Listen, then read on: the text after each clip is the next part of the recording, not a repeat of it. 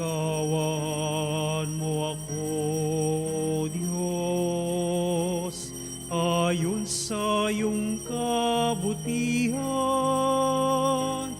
ayon sa laki ng iyong habag.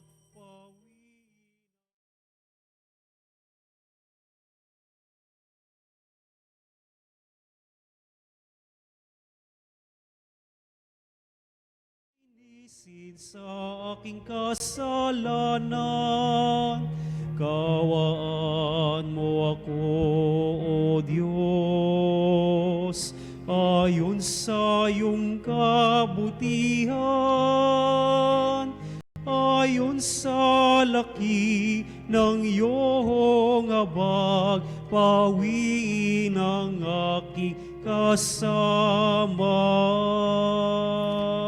Halina't simulan natin ang ating pagdiriwang na banal na misa sa ngalan ng Ama at ng Anak at ng Espiritu Santo. Amen. Ang pagpapala ng ating Panginoong Hesukristo, ang pag-ibig ng Diyos Ama at ang pakikipagkaisa ng Espiritu Santo naway sumainyong lahat. At sumainyo rin. Sa kalagahan ng buhay ay tinatampok ang dakilang paghingi ng kapatawaran at pagpapatawad. Hingin natin ngayon sa Diyos ang kapatawaran at upang maisaayos natin sa matuwid na pamumuhay lahat ng bagay sa ilalim ng pagpapala ng Diyos sa pasumusunod tayo sa Kanyang kalooban. Kaya upang tayo'y maging marapat na gumanap sa banal pagdiriwang na ito'y aminin natin ang ating mga pagkukulang, humingi tayo sa Diyos ng Kanyang awa at patawad. Inaamin ko Sa makapangyarihang Diyos at sa inyong mga kapatid, na lubha akong nagkasala sa isip, sa salita at sa gawa at sa aking pagkukulang. Kaya isinasamo ko sa mahal na Birheng Maria, sa lahat ng mga anghel at mga banal, at sa inyong mga kapatid, na ako'y panalangin sa Panginoong ating Diyos. Kaawan tayo ng makapangyarihang Diyos, patawarin tayo sa ating mga kasalanan at patnubayan tayo sa buhay na walang hanggan. Amen. Panginoon, kaawaan mo kami. Panginoon, kaawaan mo kami. Kristo, kaawaan mo kami. Kristo, kaawaan mo kami. Panginoon, kaawaan mo kami. Panginoon, kaawaan mo kami. Manalangin tayo. Ama naming makapangyarihan, tunghayan mo ang iyong sumasambang sambayanan upang ang pagpapakasakit na kusa naming pinagtitiisan ay magdulot ng kabutihan sa aming kalooban at gawang mapagmalasakit sa aming ugalit asal sa pamamagitan ni Jesucristo kasama ng Espiritu Santo magpa sa walang hanggan. Amen. Pagbasa mula sa aklat ni Propeta Jonas. Sinabi ng Panginoon kay Jonas, "Pumunta ka sa lungsod ng Ninibe at ipahayag mo ang mga ipinasasabi ko sa iyo." Nagpunta nga si Jonas sa Ninibe. Malaki ang lungsod na ito. Aabuti ng 3 araw kung lalakaring pabagtas. Siya'y pumasok sa lungsod. Pagkaraan ng maghapong paglalakad, malakas niyang ipinahayag, gugunawin ng Ninibe pagkaraan ng 40 araw. Naniwala ang mga taga-roon sa pahayag na ito mula sa Diyos. Kaya nagayuno sila at nagdamit ng sako bilang tanda ng lubos na pagsisisi at pagtalikod sa kanilang mga kasalanan. Nang mabalitaan ito ng hari ng Ninibe, bumaba siya sa kanyang trono. Nagubad ng balabal, nagdamit din ng sako at naupo sa abo. At ipinasabi niya sa mga taga-Ninibe, ito'y utos ng hari at ng kanyang mga pinuno.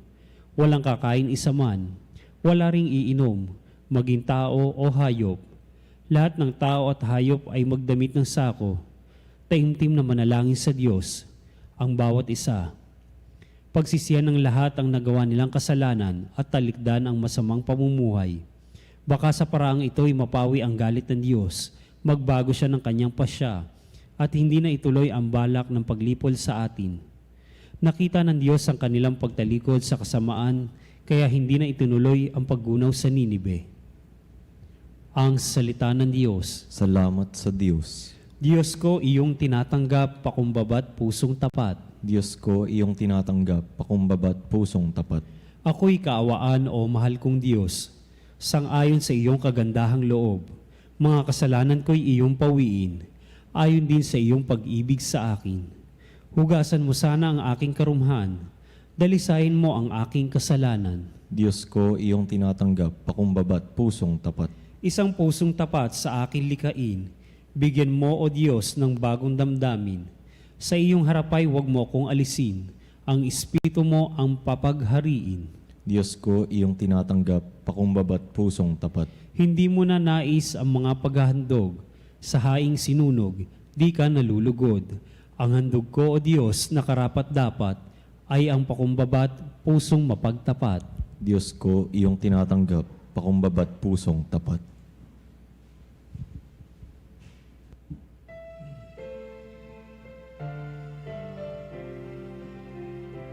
Wika mo'y aming diringgin, wika mo'y aming susundin, wika mo'y aming tutupdin. Sumainyo ang Panginoon At sumainyo ang pagpapahayag sa Ebanghelyo ayon kay San Lucas. Papuri sa iyo, Panginoon. Noong panong yun, samantalang dumarag sa mga tao, sinabi ni Jesus, "Napakasama ng lahing ito. Naghahanap sila ng palatandaan mula sa langit, subalit walang ipapakita sa kanila maliban sa palatandaang inilalarawan ng nangyari kay Jonas." Kung paano naging isang palatandaan si Jonas sa mga taga Ninive, gayon din naman magiging isang palatandaan sa lahing ito ang anak ng tao. Sa araw ng paghukom, titindig ang reyna ng timog laban sa lahing ito at sila'y hahatulan niya ng kaparusahan. Sapagat nanggaling siya sa dulo ng daigdig upang pakinggan ang karunungan ni Solomon. Ngunit higit na di hamak kay Solomon ang naririto. Sa araw ng paghukom ay titindig ang mga taga Ninive laban sa lahing ito at hahatulan ng kaparusahan sapagat nagsisi sila dahil sa pangangaral ni Jonas. Ngunit higit na di hamak kay Jonas ang naririto. Ang mabuting balita ng ating kaligtasan. Pinupuri ka namin, Panginoong Hesukristo. Gaano kahalaga ang mabuting balitang narinig natin na pagninilayan, ika nga sa pagsisimba natin na isesermon ng pari. Gaano kabigat ang sermon ng inyong mga magulang sa mga anak. O mga anak, kung kayo nakikinig ngayon at nakikisa sa ating pagdiriwang, ano ang bigat ng mga payo na inyong mga magulang sa inyo? Tunay nga ba itong pahalagahan o pangsamantalang parang ningas kugon o bahala na o dibdiban talaga?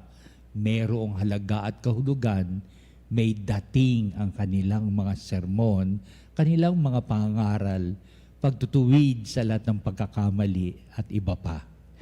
Ito ang nilalay na ating mabuting balita ngayon na si Jesucristo ay nakilala nilang nangangaral sa mga tao.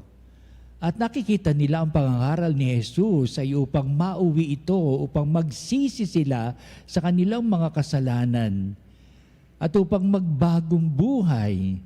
Sapat ito hindi naman ang binabandera ni Kristo noong paman, ito ang kahulugan ng paghahari ng Diyos, ang repentance and forgiveness.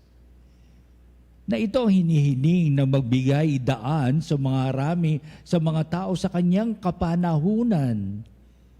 Hindi man na iba ang kanilang kapanahunan, may 2,000 taon na ang nakalilipas. Hindi rin na iba ang kapanahunan ni Kristo noong dumating naman ang oras At ito rin ang kanyang magiging saysay at dahilan ng kanyang pangangaral. Kailangan pa rin natin sa buhay na ito repentance and forgiveness. At yan din sa pagdating ng panahon, yan din ang panukala, yan din ang ipinapahayag. Pasalit-saling henerasyon at lahi.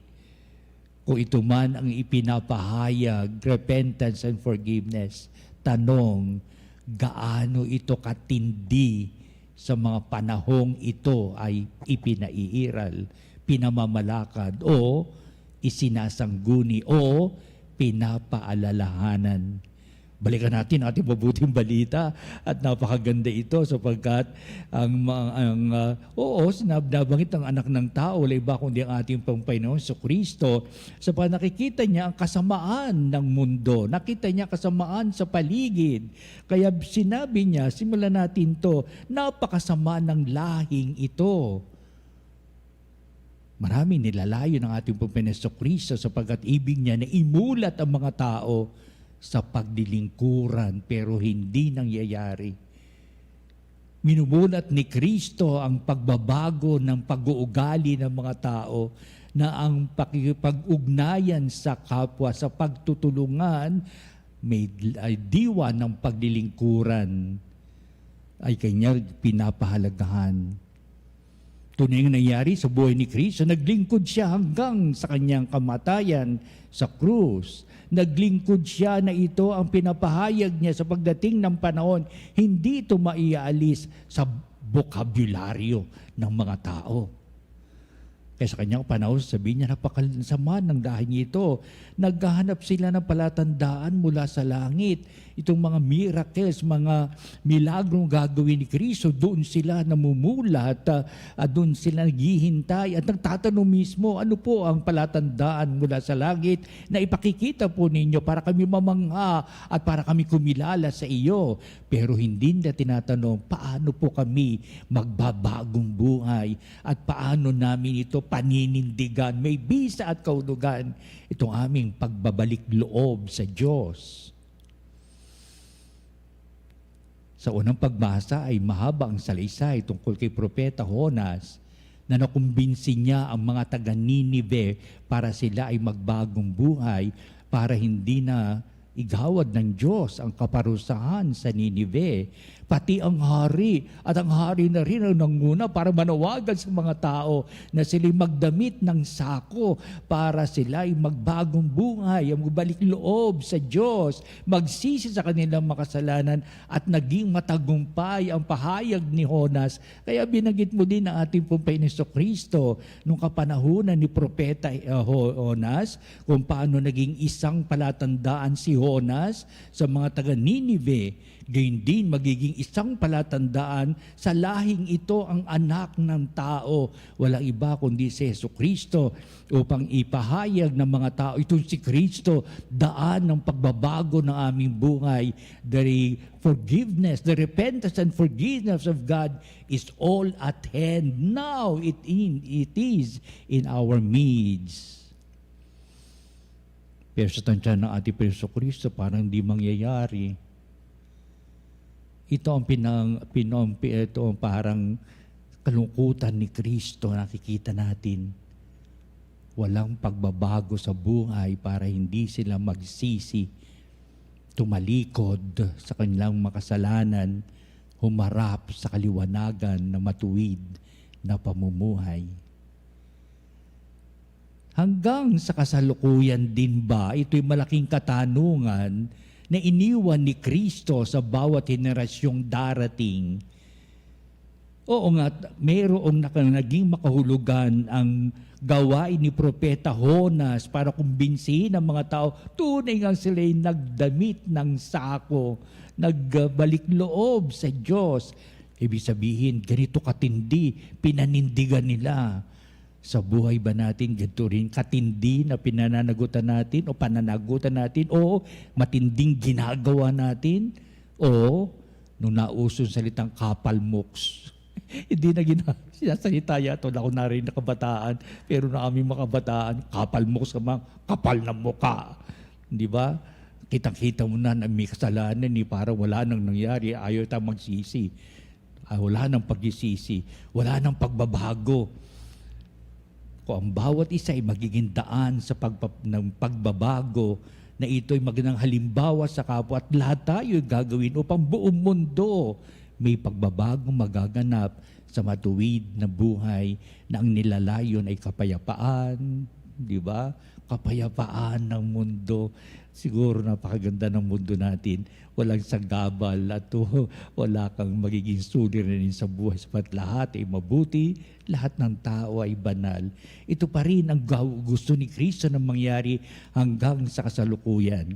Biruin ninyo, kahit na titindig ang reyna ng timog laban sa lahing ito, lahi ng masasamang tao ngayon, sapagkat pati ang reyna ng timog ay na hikayat para magsisi sa mga pagkakasala. Kaya titindig ang reyna ng timog ngayon sa mga taong ayaw magbalik loob sa Diyos. Kapalmuks.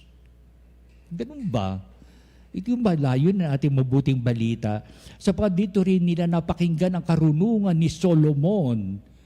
May diwa at diwa kahulugan, may dating impact upang makikayat ang mga tao sa maraming pagpapanibago ng buhay.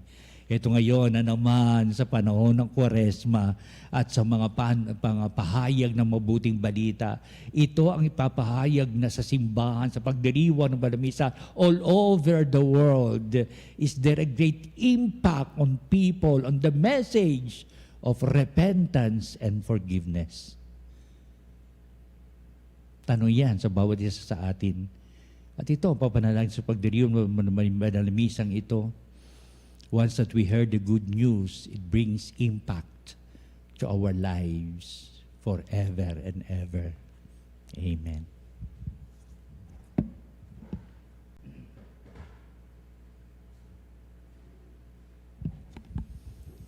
Halina mga manali para magkaisa tayo sa ating mga panalangin na dumudulog tayo sa Diyos. Naway pagkalooban tayo ng Diyos ng katalinuhan at talagang paninindigan sa larangan ng pagpapanibago ng ating buhay. Ang ating po itutugon sa bawat panalangin. Panginoon, dinggin mo ang aming panalangin. Panginoon, dinggin mo ang aming panalangin. Ang mga pinuno ng simbahan, naway maging puspusan sa kanilang pangangaral ng mensahe ng Diyos tungkol sa pagsisisi sa kasalanan sa mga naghahanap sa Panginoon ng buong puso. Manalangin tayo sa Panginoon. Panginoon, dinggin mo ang aming panalangin. Ang panahong ito, naway maging pagkakataon ng pagbabago at pagbabalik loob sa Diyos. Manalangin tayo sa Panginoon. Panginoon, dinggin mo ang aming panalangin. Tulad ng mga mamamayan ng Ninibe, naway itakwil natin ang masasamang gawi at lumapit sa Diyos ng may kababaang loob at pagsisisi. Manalangin tayo sa Panginoon. Panginoon, dinggin mo ang aming panalangin. Ang mga may sakit, naway makadama ng kapanatagan at pagmamahal mula sa mga nangangalaga sa kanila. Manalangin tayo sa Panginoon. Panginoon, dinggin mo ang aming panalangin. Ang mga yumao, naway makatagpo ng kapayapaan at kaligayahan sa kaharian ng Diyos. Manalangin tayo sa Panginoon. Panginoon, dinggin mo ang aming panalangin. Manalangin din tayo sa lahat ng ating mga sariling kahilingan. Dito natin itataas ang ating mga panalangin, dinibuho natin sa ating palatuntunan upang tayo maging karapat-dapat sa pakidaok ng Diyos sa piling natin. Tayo humihingi ng kapatawaran, may pagpapanibagong buhay itong upang ito ay ating mapanindigan.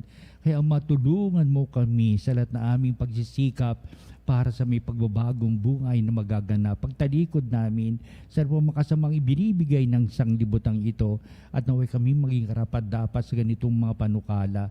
Kaya ang lahat itong aming mapagdulog, ibig namin makamit sa buhay, ngayon pinapahayag namin sa pamamagitan ni Kristong ating Panginoon. Amen.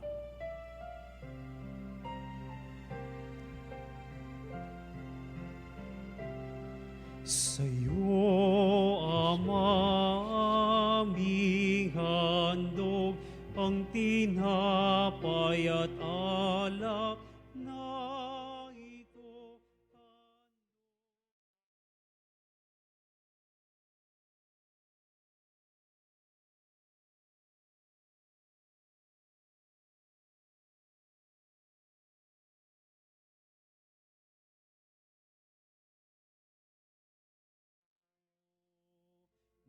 Lulugod akong labis, di masukat ang galak ko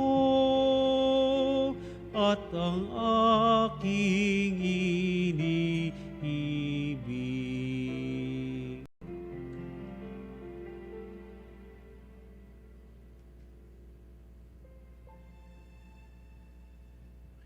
Manalangin kayo mga kapatid, upang itong ating paghahain ay maging kalugod-lugod sa Diyos amang makapangyarihan. Tanggapin nawa ng Panginoon itong paghahain sa iyong mga kamay sa kapurihan niya at karangalan sa ating kapakinabangan at sa buong sambayanan niyang banal. Ama naming lumikha, ang iyong mga kaloob ay aming inihahain upang aming sambahin ang ngalan mo.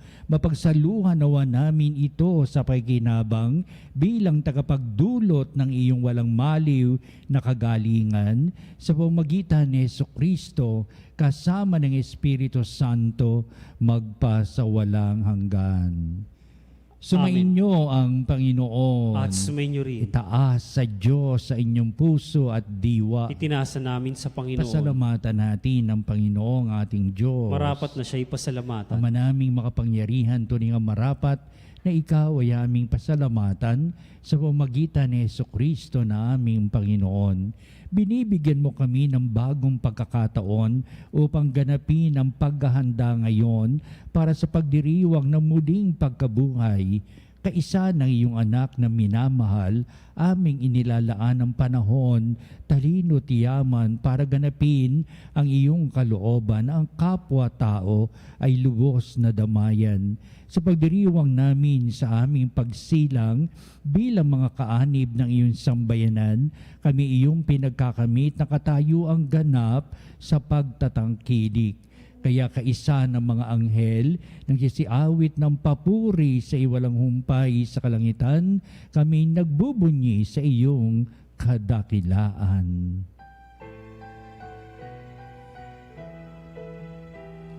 Santo, Santo, Santo, Panginoong Diyos, napupuno ang langit at lupa ng kadakilaan mo.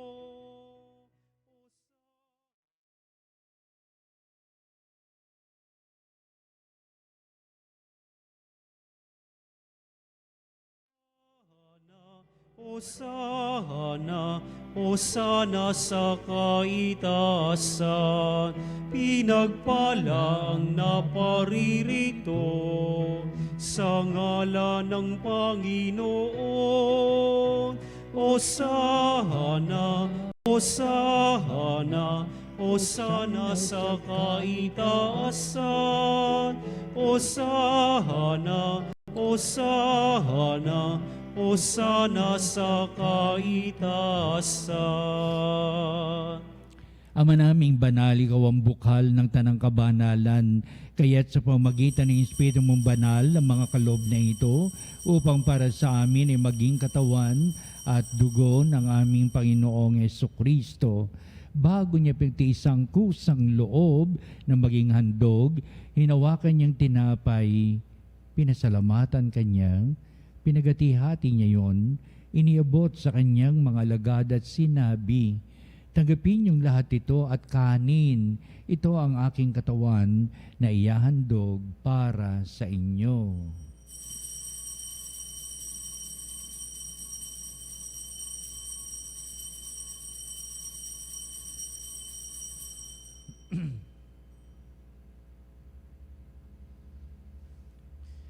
Gayun din naman, pagkatapos ng hapunan, hinawakan niyang kalis, muli kanyang pinasalamatan, inabot niya ang kalis sa kanyang mga lagad at sinabi, tanggapin niyong lahat ito at inumin ito ang kalis ng aking dugo, ng bago at walang hanggang tipan, ang aking dugo na ibubuhos para sa inyo at para sa lahat sa kapagpapatawad ng mga kasalanan.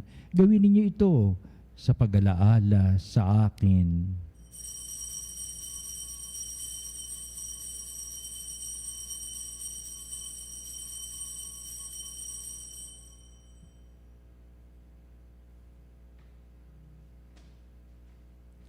Ipagbunyi natin ang misteryo ng pananampalataya.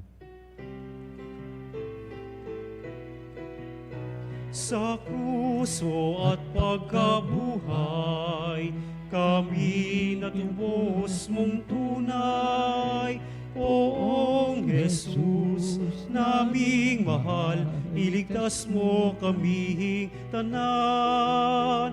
Poong Jesus, naming mahal, ngayon at magpakailanman. Ama, ginagawa namin ngayon ang pag-alaala sa pangmatay at muling pagkabuhay ni anak, kaya tiniali namin sa iyong tinaping bibigay buhay at ang kalis na nakakaloob ng kaligtasan. Kami papasalamat dahil kami minarapat na tumayo sa harap mo para maglingkod sa iyo. Sinasamo namin kami magsalusalo sa katawan at dugo ni Kristo ay mabuklod sa pagkakaisa sa pamamagitan ng Espiritu Santo. Amalingapi mo yung simbahang laganap sa buong daigdig, puspusin mo kami sa pag-ibig, kaysa ni Francis na aming Santo Papa, si Onesto na aming Obispo at ng Tanang Kaparian. Alalahanin mo rin ang aming mga kapatid na nahimlay na may pag-asang sila'y muling mabubuhay, gayon din ang lahat ng mga pumanaw.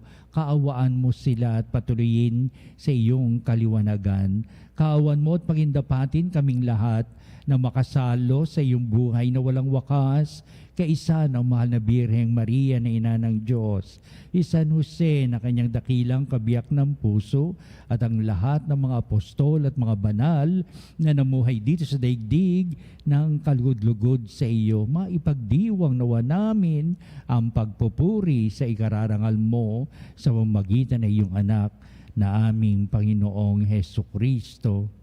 Sa pamamagitan ni Kristo, kasama niya at sa Kanya, o Diyos amang makapangyarihan, ikaw ay pinupuri at ipinagdarangal kaisa ng Espiritu Santo magpasawalang hanggan. Amen, amen, amen. Pagsisisi at pagbagong buhay ang nilala ng Diyos para mapanindigan natin ang ganitong kaayusan sa ating buhay at pamumuhay sa araw-araw. Ating ngayong ipahayag at kakilaan ng Diyos, sama-sama nating pagdulog, awitin natin ang Ama namin.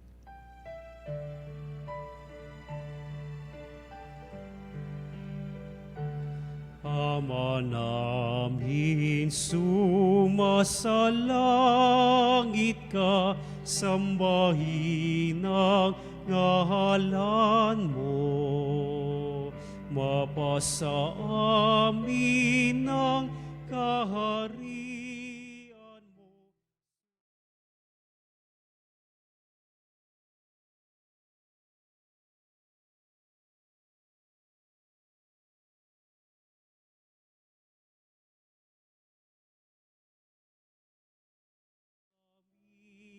Ngayon ng aming kakanin sa araw-araw, at patawarin mo ang aming mga sala.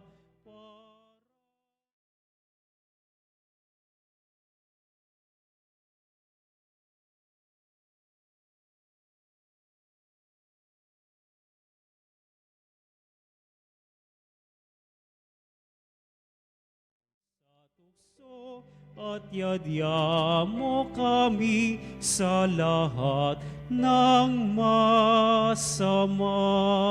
Inihiling namin kami idya sa lahat ng masama, pagkalooban ng kapepen araw-araw, iligtas sa kasalanan at ilayo sa lahat ng kapamakan, samantalang aming pinanabikan ang dakilang araw ng pagpapahayag ng tagapagligtas naming si Hesukristo. Sapagkat sa iyo ang kaharian at ang kapangyarihan at ang kapurihan magpakailanman. Amen.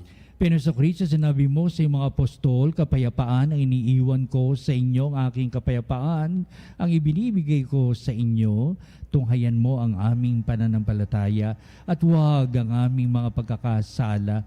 Pakalooban mo kami na kapayapaan at pagkakaisa ayon sa iyong kalooban, kasama ng Espiritu Santo, magpa sa walang hanggan. Amen. Ang kapayapaan ng Panginoon ay laging sumainyo. At sumainyo rin. Magbatian tayo at magbigay ng kapayapaan sa isa't isa. Peace be with you. Peace be with you.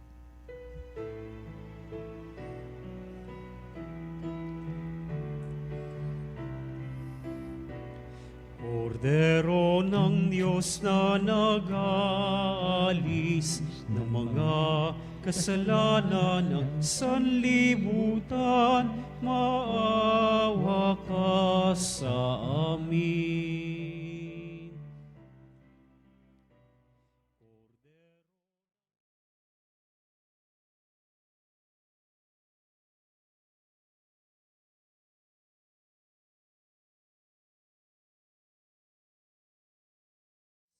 Amin. Kordero ng Diyos na nag-aalis ng mga kasalanan ng sanlibutan, ipagkaloob mo sa amin ang kapayapaan.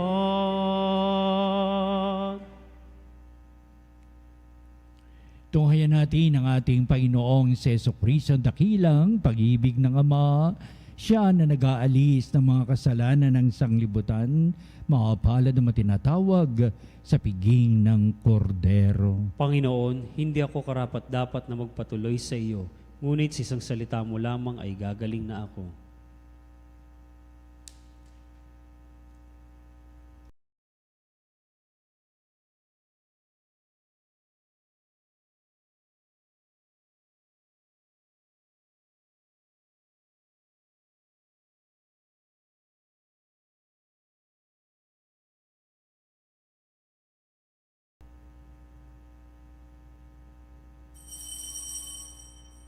Mga kapanalig, ating dasalin ang komunyong espiritual.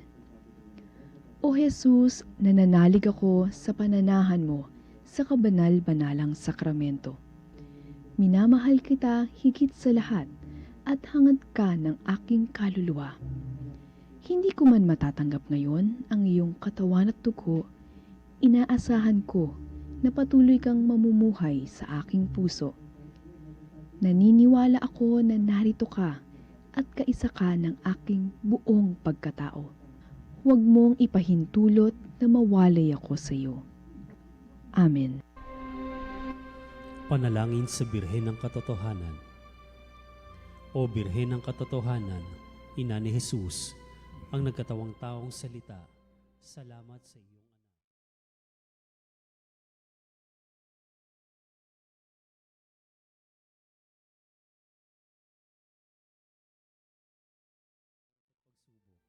Linawin mo sa akin na nasa krusan tagumpay. Sa aking paglalakbay, akayin mo ko sa buhay ng paglilingkod at sa buhay na ganap at kasiyasiya.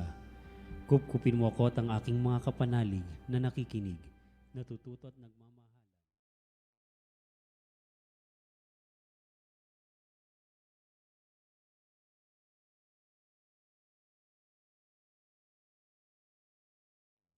Amen.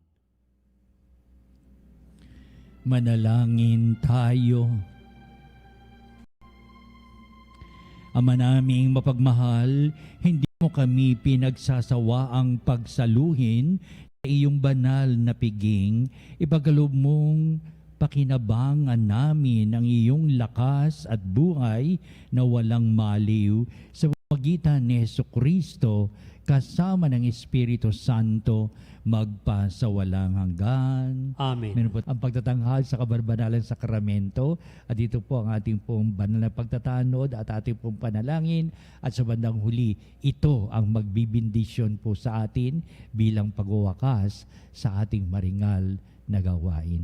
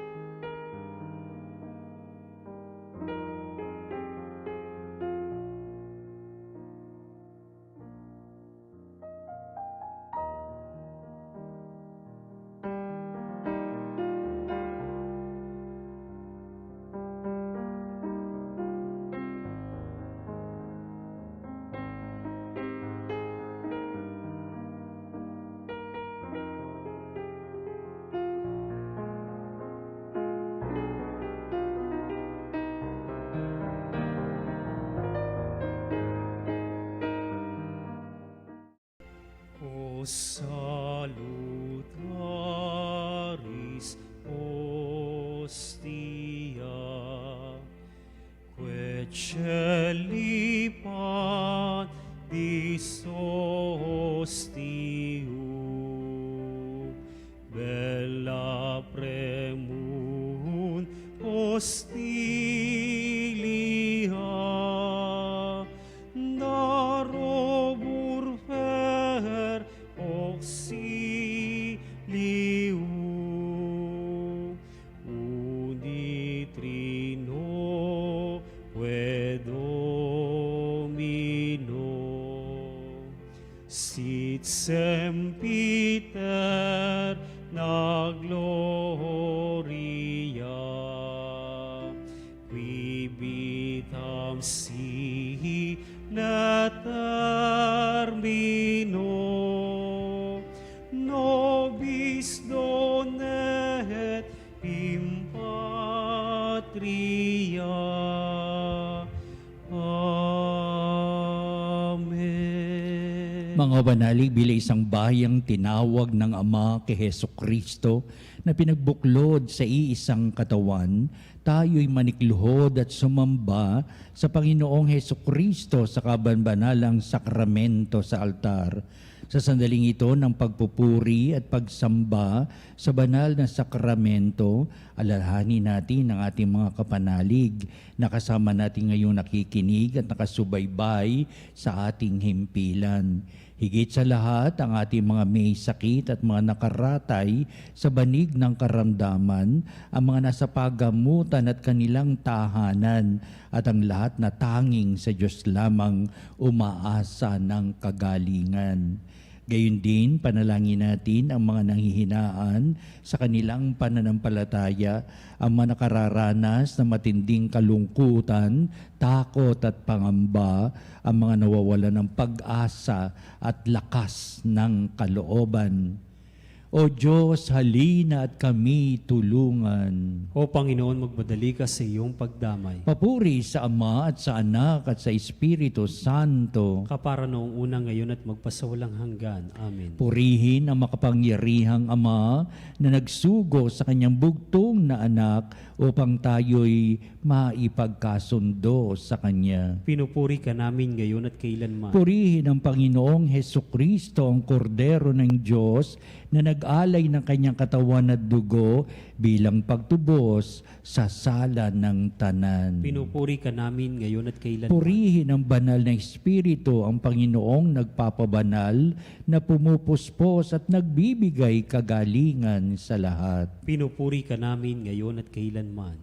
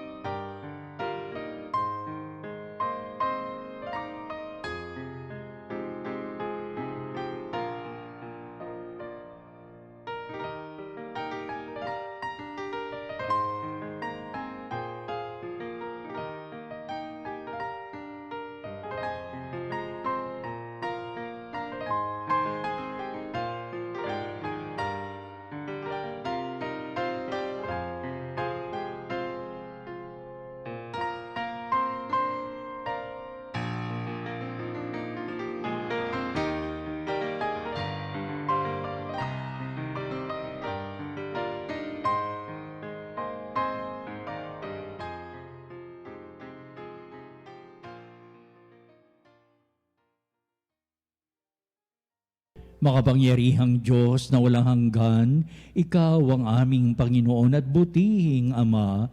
Sa iyong pagpapala, ipinagkaloob mo ang lakas sa aming kahinaan. Tungayan mo po ng may kagandahang kalooban ang iyong mga lingkod na may sakit at karamdaman, ang mga nababalisa at nawawalan ng pag-asa, ang mga natatakot at nalulumbay, at ang may matitinding suliraning taglay at pinagdaraan ng hirap sa buhay.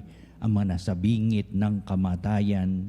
Pagalingin at aliwin mo po sila sa kanilang mga karamdaman at ibalik sa kalusugan at kapanatagan ng kalooban upang mabatid nila ang iyong kabutihan at sila'y magpasalamat sa iyong banal na pangalan. Hinihiling namin ito sa pamamagitan ni Kristong ating Panginoon. Amen. Panginoon, nagsusumamo kaming dalawin ang tahanang ito at alisin mula rito ang lahat ng mapanirang kapangyarihan ng kaaway. Mananawa rito ang iyong mga anghel at banal upang panatilihin kami sa kapayapaan at sumaamin nawang lagi ang iyong pagpapala. Hinihiling namin ito sa pamamagitan ni Kristong ating Panginoon. Amen. Gawaran nawa tayo ng makapangyarihang Diyos ng kapanatagan ng kalooban at mapayapang buhay. Amen.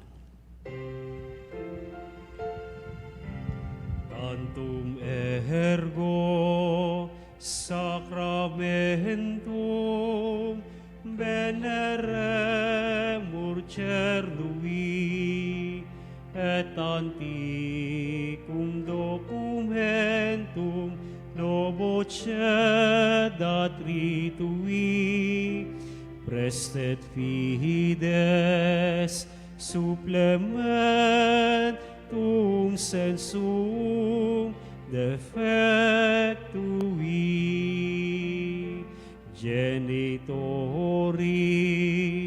genitoque lauset jubilatio salus honor virtus quoque sit et benedictio procedenti amor troque comparsit laudatio. Amen. Amen. Anum de cielo, praestetiste eis.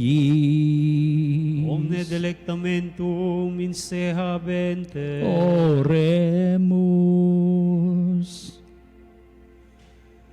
Deus, qui nobisus sacramento mirabili, passiones tui memoriam reliquisti, tribue quesimus, ita nos corporis et sanguinis, tui sacra mysteria venerari, ut redemptiones tui fructum in nobis iugeter sentiamus, qui vives et reinas in saecula saeculorum.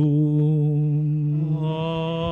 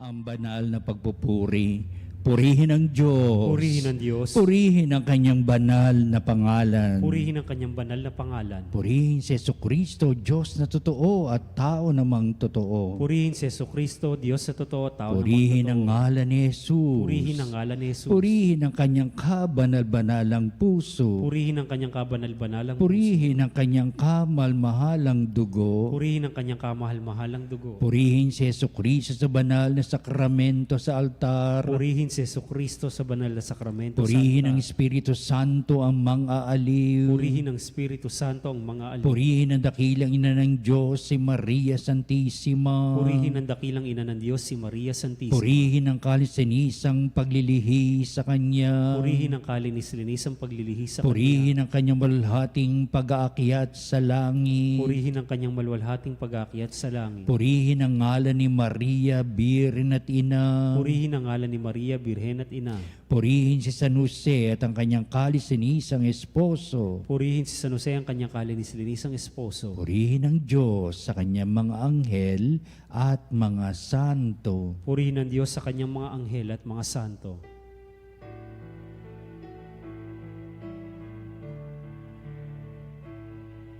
O Sacrament most holy, O Sacrament divine,